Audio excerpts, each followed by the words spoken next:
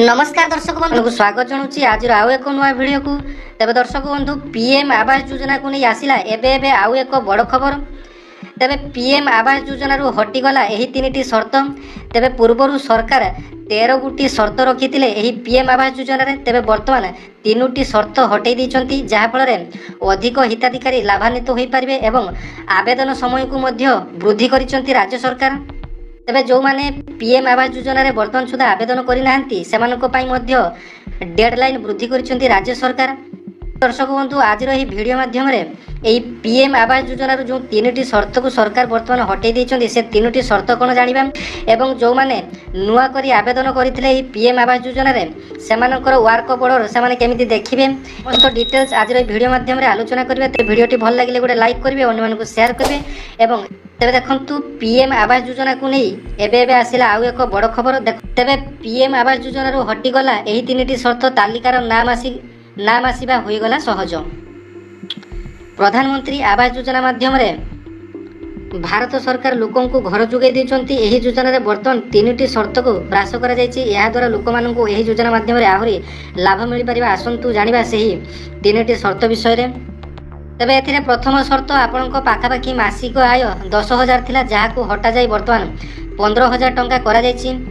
एही योजनार शर्त थिला जे जो मानकर 2 चकिया वाहन रहिछि सेमानकर एही योजनार लाभ उठाई परिबे नाही, किंतु याकू वर्तमान हटा जायछि। आपणक पाखे 2 चकिया जान थिले सुधा आपण माने एही योजना पई आवेदन करि परिबे। प्रधानमंत्री आवास योजनार सर्वे पई शेष तारीख 30 एप्रिल 2025 धार्य थिला।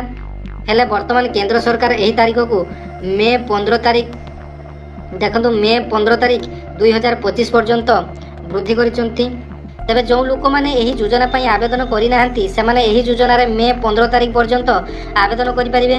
तेबे देखंतु जो हिताधिकारी माने नूतन भाव में आवेदन करथिले सेमानकर वर्क ऑर्डर टिकु बा गृहर कार्यादेश केमिति देखिबे। तेबे देखंतु आपण माने सिंपली कोन करिवे ना निज मोबाइल रो गूगल किबा क्रोम को जाई RH उड़ीसा आपण माने लिखि देबे। RH उड़ीसा लिखि दे साला परे आपण माने देखंतु सर्च ऑप्शन आपण माने क्लिक करनेबे। तेबे देखंतु यार ऑफिशियल वेबसाइट प्रथमे आसी गला रूरल हाउसिंग। तेबे देखंतु रूरल हाउसिंग ऊपर आपण माने जस्ट क्लिक करनेबे। तेबे देखंतु जतबेला आपण माने क्लिक करले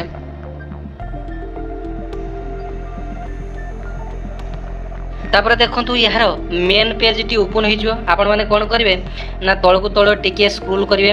देखंतु स्क्रॉल करला परे PMAYG रो नूतन सर्वे आसी गला। तापर अंत्योदय गृह योजना आसी गला। जो माने अंत्योदय योजना रे आवेदन करिसंती तार डिटेल्स एई थारे आपण माने टच करि देखि परिवे।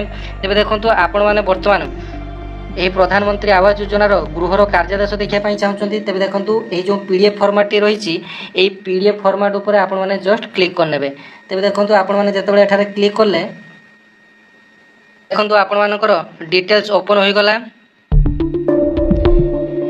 तेबे देखंतु एठारे आपण मानकर आधार नंबर दियंतु बोली लिखिछि एवं ए जो व्यू रे आपण माने क्लिक करनेबे। तेबे देखंतु मो एठारे गुटे आधार नंबर टी दे आपण मानकु सब किछि डिटेल्स देखौछि। तेबे देखंतु आधार नंबर टी मु देई सारछि। वर्तमान व्यू ऑप्शन जेतेबेले क्लिक करूछि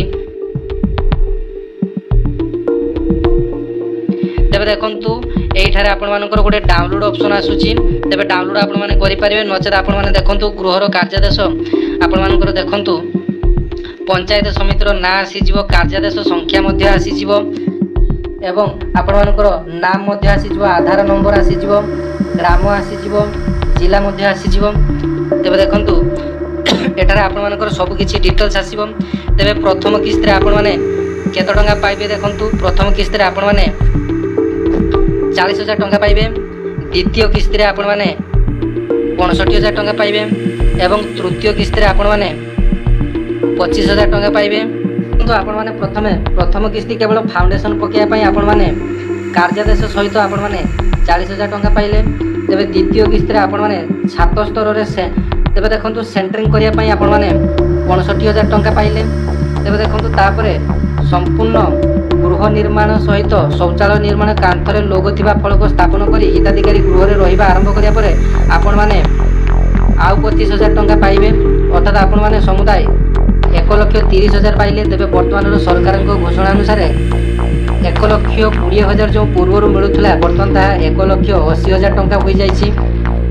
तेबे आपण मानकु डेमो देखिया पई वर्तमान मु गुटे ଆପଣମାନଙ୍କୁ ଦେଖେଇଲି, କିନ୍ତୁ ବର୍ତ୍ତମାନ ଯେଉଁ କାର୍ଯ୍ୟାଦେଶଟା ଆପଣମାନଙ୍କର ଆସିବ 1,80,000 ଟଙ୍କାର। ତ ଦେଖନ୍ତୁ ଏଠାରେ ଆପଣମାନଙ୍କ ପାଇଁ ମଧ୍ୟ ଗାଇଡ଼ଲାଇନ୍ ରହିଛି। କାର୍ଯ୍ୟାଦେଶ ପ୍ରାପ୍ତିର 1 ବର୍ଷ ମଧ୍ୟରେ ଗୃହ ନିର୍ମାଣ କାର୍ଯ୍ୟ ଶେଷ କରିବା ଆବଶ୍ୟକ। ଧାର୍ଯ୍ୟ ସମୟ ସୀମା ମଧ୍ୟରେ ଗୃହ ନିର୍ମାଣ କାର୍ଯ୍ୟ ସମ୍ପୂର୍ଣ୍ଣ ନହେଲେ ଦିଆଯାଇଥିବା କାର୍ଯ୍ୟାଦେଶ ରଦ୍ଦ କରାଯିବ ଏବଂ ପ୍ରଦାନ କରାଯାଇଥିବା ଅର୍ଥରାଶି ଆଦାୟ ନିମନ୍ତେ ଆଇନ ଅନୁସାରେ କାର୍ଯ୍ୟାନୁଷ୍ଠାନ ମଧ୍ୟ ଗ୍ରହଣ କରାଯିବ। ତେବେ ଦେଖନ୍ତୁ ଏଠାରେ ଆଉ କିଛି ବିଶେଷ ସୂଚନା ମଧ୍ୟ ଆପଣମାନଙ୍କ ପାଇଁ ରହିଛି, ଯେଉଁଟାକି ଆପଣମାନଙ୍କ ପାଇଁ ଗୁରୁତ୍ୱପୂର୍ଣ୍ଣ ବହୁତ। ତେବେ ଦେଖନ୍ତୁ ଗୃହ ନିର୍ମାଣ କାର୍ଯ୍ୟ ପାଇଁ ମନରେଗା ଯୋଜନାର ଦୈନିକ 237 ହିସାବରେ 95 ଦିନ ପର୍ଯ୍ୟନ୍ତ ମଜୁରୀ ଦିଆଯିବ। କାର୍ଯ୍ୟାଦେଶ ପାଇବାର 4 ମାସ ମଧ୍ୟରେ ଗୃହ ନିର୍ମାଣ କାର୍ଯ୍ୟ ଶେଷ କଲେ ରାଜ୍ୟ ସରକାରଙ୍କ ତରଫରୁ 20,000 ଟଙ୍କାର ପ୍ରୋତ୍ସାହନ ଆପଣମାନେ ପାଇପାରିବେ। ତେବେ ଦେଖନ୍ତୁ 4 ମାସ ମଧ୍ୟରେ ଯଦି ଆପଣମାନେ କାର୍ଯ୍ୟାଦେଶ ପାଇବାର 4 ମାସ ମଧ୍ୟରେ ଯଦି ଆପଣମାନେ ଗୃହଟିକୁ କମ୍ପ୍ଲିଟ୍ କରିଦେଉଛନ୍ତି, ତେବେ ଯେଉଁ ପୂର୍ବରୁ 1,20,000 ପାଉଥିଲେ ଏବଂ ତା ସହିତ 20,000 ଟଙ୍କା ଏକ୍ସଟ୍ରା ପାଉଥିଲେ, ମାନେ 1,40,000 ସମ୍ପୂର୍ଣ୍ଣ ପାଉଥିଲେ। ଏବେ ବର୍ତ୍ତମାନ ଯଦି 1,80,000 ଟଙ୍କା ମିଳିବ ଏବଂ ଆଉ 20,000 ମିଶିଲେ 2 ଲକ୍ଷ ଟଙ୍କା ସମ୍ପୂର୍ଣ୍ଣ ଆପଣମାନଙ୍କୁ ମିଳିବା ପାଇଁ ଯାଉଛି।